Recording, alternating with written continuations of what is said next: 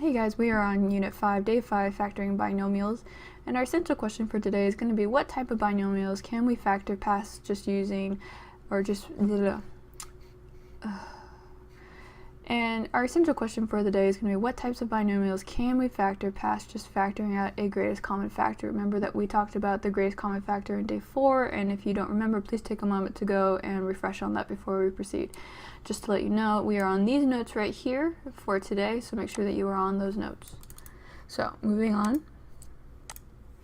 Let's go ahead and we'll do a review of our multiplication using the FOIL method with each of these problems that we have. So, if I took 3x minus 4 and I times 3x plus 4, I should get 9x squared plus 12x minus 12x minus 16, but I'm not done, right, because I can still factor something, or sorry, but I'm not done yet because my 12s right here are going to cancel out, so my final product should be 9x squared minus 16. Same thing over here, 2x minus 6 and then 2x plus 6, so if I went ahead and I used the FOIL method, or the rainbow method as some of you like to call it, I will have 4x squared minus 12x plus 12x minus 36, and again my greatest, or sorry, not my greatest, and then the like terms that we have are going to be minus 12x plus 12x, and my final product will be 12x, or sorry, and then my final product is going to be 4x squared minus 36. And then again, we're not done because we have our final example, which is going to be x plus 4 times x minus 4, and we should get x squared plus 4x minus 16, and our like terms are right here in the middle, and so if we go ahead and cancel those out, we should have x squared minus 16. So one thing I want you to take away from this is that if you see something that's identical, like for example all of these are identical in numbers but the signs change, so one's positive and one negative, if you ever see that, just immediately assume that you're going to have your middle terms cancel out like you keep seeing here. So just, that's a golden rule that you can follow. And then what we call that is a difference of squares. So if you take a look at the formula that we have right here, a plus b times a minus b equals a squared minus b squared. So that's something that you can immediately assume, unless somebody asks you to show the work. And that should be in your notes right here. You should be able to see that right there for yourselves if you need to. And when factoring, we would go in reverse.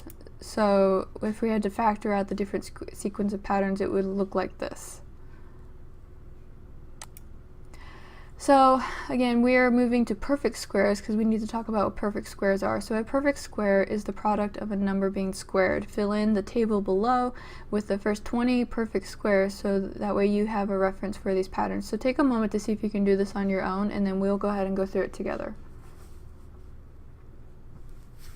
Alright, these perfect squares are going to be as followed: 1, 4, 9, 16, 25, 36, 49, 64, 81, 100, 121, 144, 169, 196, 125, 156, 286, 324, 361, and 400.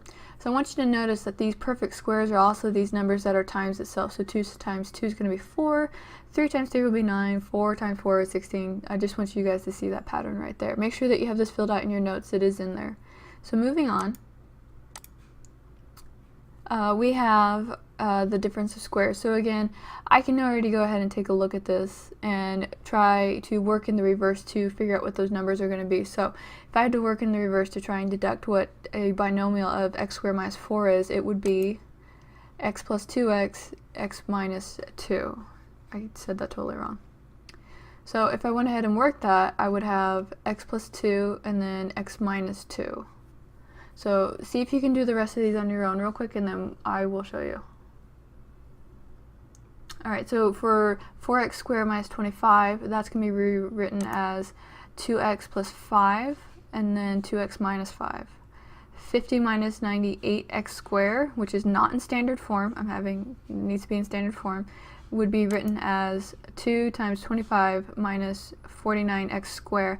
And why did we do it this way instead of a binomial? Because there's no number times itself that we can do that. So the only thing that we can do here is go ahead and the first step that we took was to factor out the 2. But we're not done, because now we do have a perfect square here. So we'll go ahead and take that one step further. And we're going to have 2 times 5 plus 7x, and then 5 minus 7x. So sometimes you may have to factor out something before you can get that perfect square. Let's go ahead and move on to the next one. So then here we have x to the 4th minus 16. And the first thing that we can go ahead and do is rewrite that as x squared plus 4, and then x squared minus 4. But we're not done, because these are still technically perfect squares, right? So we can go one step further and rewrite that as x squared plus 4 times x plus 2 times x minus 2. Let's go ahead and we'll move on to the next one, which is prime, because we can't get that to go any lower. And the big reason for that, and I can just tell you that right off the bat, is notice that everything that we could do a difference of squares is that they all had a minus sign here. Do you see this?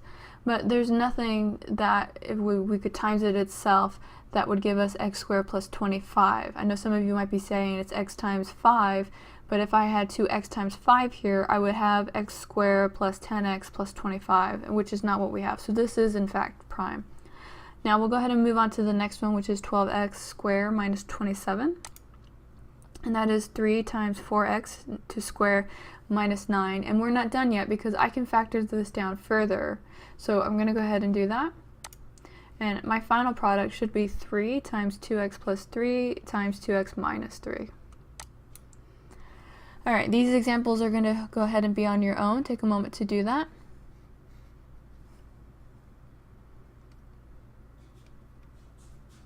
Alright, now you should have done these examples on your own, but I went ahead and I threw up the answers right here for you. If you're not sure how these numbers were had, please find me in class and we can go over it together.